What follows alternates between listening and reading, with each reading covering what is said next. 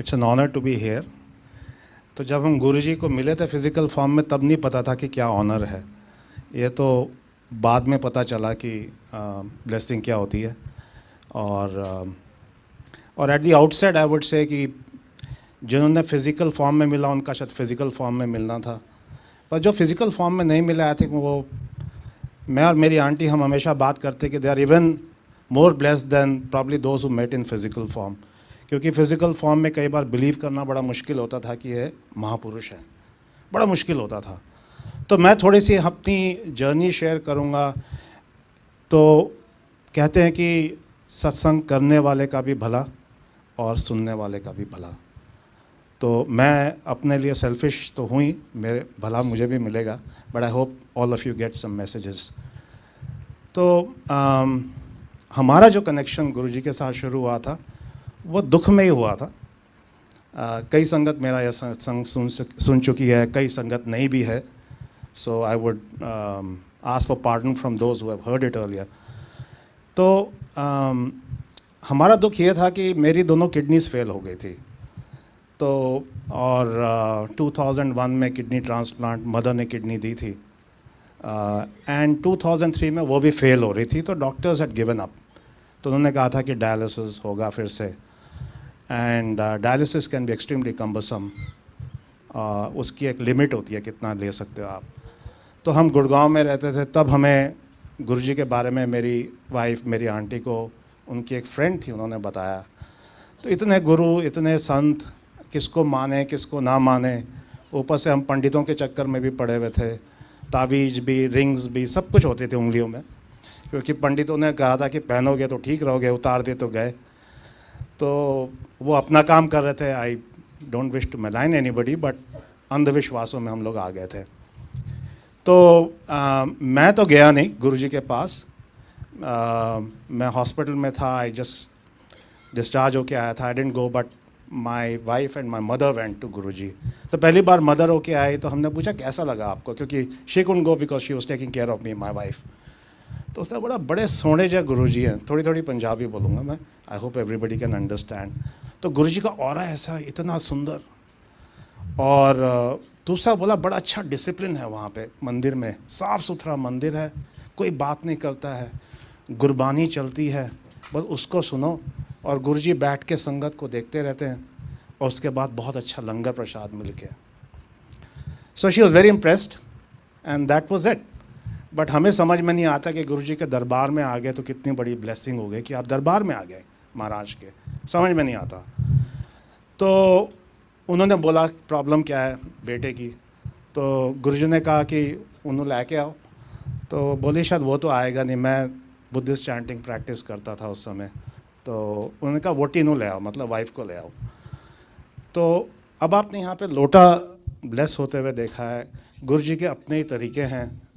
जो severe illnesses होती थी उसके लिए गुरुजी बोलते थे लोटा ले आओ, मैं ब्लेस करके दूंगा।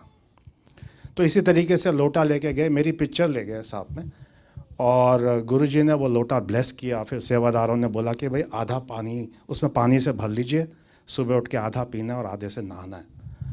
तो when you are fighting for life you would do anything.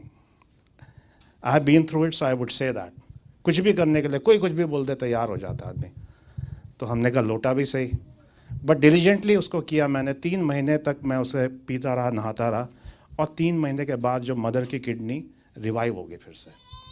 तो मेरे नेफ्रोलॉजिस्ट ने मुझे कहा था, कहता कि आप जो भी कर रहे हो उसको करते रहिए। I don't know what you are doing, but जो भी आप कर रहे हो उसको प्लीज़ करते रहिएगा। बिकॉज मेडिकल साइंस में सिर्फ दे वर ओनली पंपिंग स्टेरॉइड्स इन मी, उसके अलावा उनके पास और कुछ नहीं था। तो हमारी जर्नी वहाँ से शुरू हुई। तो गुरुजी उस समय एक एम्पायर स्टेट, आपने सुना होगा, महरौली गुड़गांव रोड पे है, वहाँ पे गेटेड कम्युनिटी है, उसमें घर में गुरुजी बैठते थे। तो जब मैं पहली बार गया, तो अगर जल्दी चले गए तो शायद जल्दी गए थे हम लोग, तो वहाँ पे जाइए, थोड़ा सा गैराज है, वहीं पे नीचे अपने शूज़ रख दीजिए, और संगत अपने आप लाइन में रखती थी। तो जल्दी अगर चले जाते थे तो जैसे ही अंदर किया तो एक साइड बोर्ड होता, और गुरुजी वहाँ पे कैजुअल्स में होते थे। तो गुरुजी ने ट्राउज़र पहना हुआ, टी शर्ट पहना हुआ या शर्ट पहनी हुई, शूज़ भी होते थे उनके, क्योंकि शाम को वॉक करते थे वो उसी कम्युनिटी में। और गुरुजी उस पर बैठे होते थे उस साइड बोर्ड पे, और एक्नॉलेज करते रहते थे, किसी से थोड़ी बात कर ली। तो एक चीज़ बड़ी अद्भुत देखी कि गुरुजी वॉक करके आए, उनके शूज़ के नीचे इतनी भी डर्ट नहीं, इतनी सी भी डर्ट नहीं। तो आदमी ऑब्जर्व करता है बट ठीक से उसको डिडंट सिंक इन। तो फिर बाद में संगत बताते थे कि महापुरुष जो हैं बोलते ज़मीन पे नहीं चलते, अब माने कैसे उसको। तो एक बार 2-3 साल गुरुजी के साथ जुड़े हुए हमें हो गए थे। तो गुरुजी कई बार आंटी बाहर ले जाएंगे आप प्लीज़ बच्चे को, इफ़ यू डोंट माइंड। सो तो वहाँ पे हम लोग को, तो गुरुजी कई बार शादी जो संगत की होती थी, तो संगत को बोलते थे अटेंड करो। तो गुरुजी के पास आती थी संगत, 50 जैसे कार्ड्स, इनविटेशन कार्ड्स रख के ब्लेस करा के छोड़े आते थे। तो गुरुजी अपनी मर्जी से लिख के नाम खुद, ही वाज सो हम्बल, संगत को दिया करते थे अपने हाथ से लिख के। तो एक बार मेरा और मेरी आंटी का भी नंबर लग गया, गुरुजी ने उसमें लिख के भेजा, मैनी अंकल एंड आंटी। तो वो सीता ट्रैवल्स होते थे इंडिया में, that firm is no more, they sold it. तो उनकी बेटी की शादी थी और ये विंटर टाइम था। तो विंटर टाइम पे फार्म हाउस पे बहुत गीला होता है ग्रास, और गुरुजी हमारे बड़े प्रैक्टिकल, उन्होंने कभी ये नहीं कहा कि लिकर सर्व नहीं होगी या you will not serve meat और समथिंग। वो अलग से वहाँ पे स्टेशन था। तो हम लोग पहुँच गए वहाँ पे, संगत हैड कपल ऑफ ड्रिंक्स, और पर बहुत वेट था वहाँ पे। तो गुरुजी की एक वाइट एक कॉन्टेसा कार होती थी, उसे अभी भी है गुरुजी के बड़े मंदिर में। तो वो सायरन चलते हुए गाड़ी आई वहाँ पे, तो पता गुरुजी आगे, गुरुजी आगे, सब ने अपना हाथ वाथ रख के मुँह साफ करके और शूज़ उतार लिए। और मुझे याद है कि हम लोगों ने अपनी ट्राउज़र्स फोल्ड कर ली थी क्योंकि इतना गीला था वहाँ पे घास, और भागते हुए गए और गुरुजी आए, अपना उतरे, वो भी चल के अपना सिंहासन पे बैठ गए, उनके लिए अलग जगह थी। उसके बाद जो संगत थी वो आके अपना माथा टेक रही थी और गुरुजी अपने हाथ से सबको प्रसाद दे रहे थे। तो वो पहली बार मैंने उनके हाथ से प्रसाद खाया, मैंने, आंटी ने। उसके बाद तो मैंने नहीं खाया था। बट एक चीज़ फिर से ऑब्जर्व करी कि हमारे तो ट्राउज़र्स भी गीले हो गए थे, गुरुजी की जुतियाँ बिल्कुल सूखी। तो वो बाद में समझ में आता है कि महापुरुष क्या होता है। तो मैं इसलिए बोल रहा था आपको कि फिजिकल फॉर्म में कई बार समझ में नहीं आती बात कि महापुरुष कौन होते हैं। तो इस तरीके से गुरुजी के पास फिर गुरुजी बैठे होते थे वहाँ पे, ट्राउज़र। उसके बाद गुरुजी अपने बेडरूम में जाते थे और चोला पहन के आते, जो आप चोलो फोटो में देखते हो, चोले पहन के आते थे। फिर सिंहासन पे बैठते थे, फिर शब्द कीर्तन शुरू होते थे। तो गुरुजी से एक बार किसी ने पूछा कि आप ये चोले क्यों पहनते हो? तो गुरुजी हंस के कहते हैं, पैंट शर्ट में तो गुरुओं को भी गुरु नहीं मानते लोग, ये मैं संगत के लिए करता हूँ। और बात सही भी है कि अगर हम सोचते थे गुरु हो गए मतलब बैठे होंगे, कोई सरमन देंगे, कोई वहाँ पे भाषण देंगे, गुरुजी तो कुछ देते ही नहीं थे भाषण, चुपचाप बैठे रहते थे। पर गुरुजी का अपना ही तरीका था कम्युनिकेट करने का। तो उसके बाद जो हमने वहाँ पे, गुरुजी थोड़े थोड़े चमत्कार दिखाते थे। एक बार हम लोग बैठे हुए थे वहाँ पे गुरुजी के पास, तो गुरुजी की पिक्चर्स लगी हुई थी उधर एम्पायर स्टेट में, उनमें से अमृत निकलना शुरू हो गया। अमृत निकल रहा है, गुरुजी बैठे हुए हैं और संगत भी स्टूपिड, गुरुजी को सबने भूल गए और सब पिक्चर्स की तरफ देख रहे हैं कि अमृत निकल रहा है, अमृत निकल रहा है, अमृत निकल रहा है। ये गुरुजी के तरीके थे दिखाने के लिए कि मैं कौन हूँ, बिना कुछ बोले वहाँ पे। तो इस तरह गुरुजी हिंट देते रहते थे। बट मेन जो है उनका, जो संगत के दुख दूर करने, जैसे मैंने अपने हेल्थ का बताया, हमारे इतने सत्संग हैं वहाँ पे कि you know we can, there so many, everybody has, जो गुरुजी के साथ जुड़े हुए।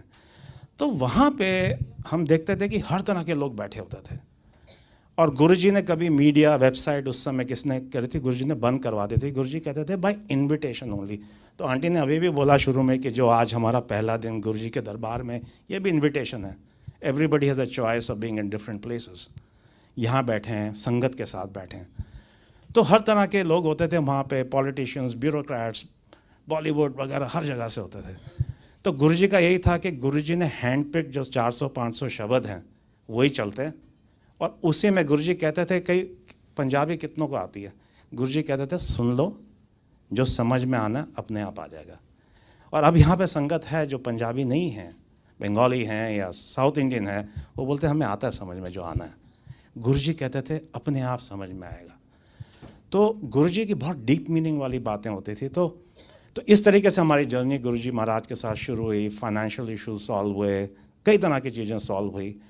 तो वहाँ पे ये होता था कि सत्संग करो।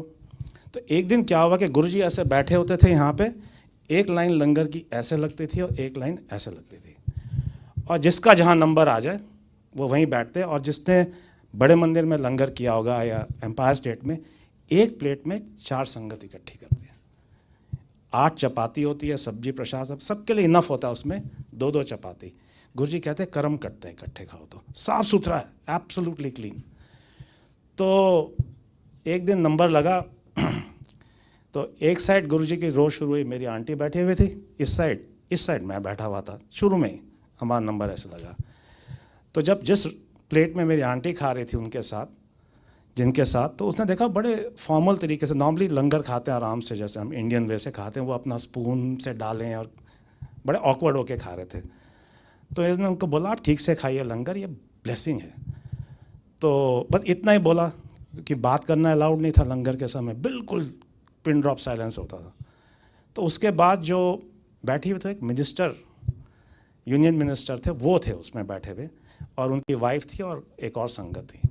तो बाद में उन्होंने पूछा कि आप कैसे गुरुजी से जुड़े, मेरी वाइफ से या आंटी से। तो उन्होंने बोला देखो उस साइड जो बैठे हुए हैं वो मेरे अंकल हैं, गुरुजी ने उनका किडनी ट्रांसप्लांट वेंट बैड, कैसे ब्लेस किया वगैरह वगैरह। तो गुरुजी के पास कोइंसिडेंसेस नहीं होते। तो उसने बोला जो मेरे हस्बैंड को मैं लेके आई हूँ, इनकी किडनी फेल हो गई है। अब आप देखिए कि वो 4 इकट्ठे खाएं, जिसमें से जिस एक को वो प्रॉब्लम है और एक ने वो प्रॉब्लम गुरुजी की ब्लेसिंग से उसकी फैमिली में सॉल्व हुई है। तो कभी कोइंसिडेंसेस नहीं, गुरुजी खुद नहीं बोलते थे बट सर्कमस्टेंसेस क्रिएट करते थे। तो जब लंगर हो जाता था हम लोग बाहर आते थे, उसके बाद बिल्कुल पिन ड्रॉप साइलेंस और हाथ धोना, कोई आवाज़ नहीं क्योंकि लोग रहते थे वहाँ पे। तो उन्होंने बोला मेरी वाइफ को कि अपने हस्बैंड को बोलो सत्संग करें उनके साथ, अपना एक्सपीरियंस शेयर करें, जिससे उनका कॉन्फिडेंस बिल्ड हो। क्योंकि गुरुजी तो खुद कभी कभार संगत को बोलते थे खड़े हो 10 की होया तेरे नाल। तो जब अब लंगर के बाद गुरुजी के पास माथा टेक करके आज्ञा लेने जाते थे, और गुरुजी हर संगत को एक्नॉलेज करते थे। क्या ग्रेटनेस है गुरुजी की, एक एक संगत को एक्नॉलेज करते थे, सबको रिस्पेक्ट। तो जब मैं गया तो वो मिनिस्टर जो है साइड में बैठे हुए थे, उनकी वाइफ। तो मैंने माथा टेका तो मैं साइड में होने लगा। तो गुरुजी कहते हैं किथे जा रहा? तो मैंने कहा गुरुजी वो सत्संग करना है। गुरुजी कहता कोई लोड़ नहीं है, उन्होंने ब्लेस कर देता, तेनू भी कर देता, जाओ घर। तो सत्संग भी जो कई बार बोलती है कि सत्संग करिए, तो हम बोलते हैं नहीं या हाँ, वो भी गुरुजी के आदेश से ही होता है। तो मैं करना चाहता था, मेरा नहीं हुआ। इसी तरीके से जब गुरुजी ने चोला छोड़ दिया था तो बड़े मंदिर में सत्संग किया करते थे हम लोग, जब संगत आती थी। तो 2009-10 की बात है। तो मेरी सेवा लगती थी बड़े मंदिर में सैटरडेज़ को। तो एक दिन थर्सडे हम किसी को लेके गए, उनको कैंसर था, बहुत कैंसर लोगों के क्योर हुए हैं मंदिर में गुरुजी की ब्लेसिंग से। तो एक वहाँ पे एक जेठरा अंकल, उनके बेटे का ल्यूकेमिया ठीक हुआ था। तो हमने कहा आप उनके पास जाके कि भाई वो सत्संग सुनाएंगे उनको, तो इनका भी कॉन्फिडेंस गुरुजी में बढ़ेगा। तो हम मंदिर में गए, जैसे हम जा रहे थे सामने से अंकल आ रहे थे जेठरा। तो मैं जब तक उनको बोलता कि आप सत्संग करो, उन्होंने बोला मैं नहीं अंकल, आज आप सत्संग करोगे, तो ये हुक्म होता है। तो मैंने कहा एब्सोल्युटली अंकल। तो जब खड़े होकर मंदिर में सत्संग किया, उसके बाद 7-8 लोग मेरे पास बाद में आके मिले जिनकी अपनी किडनी ख़राब थी या उनकी फैमिली में किडनी प्रॉब्लम थी, और वो उसी समस्या को लेके मंदिर में आए हुए थे। तो सत्संग भी मुकर्रर होता है, और जो सुनता है उसके क्वेश्चंस को भी आंसर मिलते हैं। ये गुरुजी की ग्रेटनेस है। तो 2006 में गुरुजी ने मैसेजेस भेजने शुरू किए कि अपने सत्संग लिखो, संगत को बोलना शुरू किया। हमें भी आया मैसेज कई, अब किसी ने लिखा, किसी ने जिसका लिखना था, जिसका होना था नहीं हुआ। तो तब ये बुक क्रिएट करी गुरुजी ने, लाइट ऑफ डिविनिटी। शायद आप लोगों में से कईयों के पास कॉपी होगी, सॉफ्ट कॉपी है हमारे पास, हम ग्रुप्स में भी डाल देंगे उसको। तो उसमें सिर्फ it's a collection of experiences सत्संग, क्योंकि गुरुजी खुद तो कुछ लिख के गए नहीं, गुरुजी सिर्फ एक्सपीरियंस से अपनी ब्लेसिंग देते थे। तो वो सत्संग की इतनी पावरफुल है कि अगर आप रैंडम कोई भी पेज खोल दीजिएगा, आपके दिमाग में जो क्वेश्चन है उसका आपको किसी के एक्सपीरियंस से आंसर। तो गुरुजी की चीज़ें बड़ी सिंपल होती हैं, बट उसकी पावर जो होती है, it is very very difficult to unravel the mystery and the power behind it. तो इस तरीके से गुरुजी का होता है। तो मैं रेकमेंड करूँगा, और मैं जो सेवादार उनको भी बोलूँगा कि वो लाइट और divinity should be made available on groups, उसको आप पढ़िएगा, उससे देखिए कितनी गुरुजी की महिमा है हमारे. It's not a coincidence that we are here. तो आज सुबह मैंने मैं लास्ट सत्संग शेयर करूँगा. मैंने सोचा कि मैं एक सत्संग पढ़ के जाऊँगा आज पक्का. और मैं 1-2 दिन से एक अंकल को याद कर रहा था, वो चंडीगढ़ में रहते हैं, उनका नाम है तूर अंकल. तो जैसे मैंने खोला सत्संग उन्हीं का निकला. And again I am sharing this with you today. तो तूर अंकल हैं, उनको हमें संगत बताती थी कि एक अंकल है, उनके बेटा है था, वो ही वॉज डेफ, बॉर्न डेफ, और फर्स्ट 25 ईयर्स वो डेफ था. गुरुजी ने कैसे ब्लेस किया.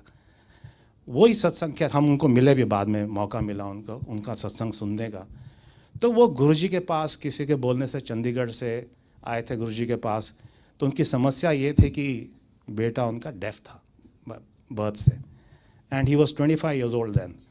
अब गुरुजी के पास ये भी था कि मांगना नहीं, मानो, तो बोलना भी, बातचीत सिर्फ जब आज्ञा लेते थे लंगर के बाद तब गुरुजी से बातचीत करते थे.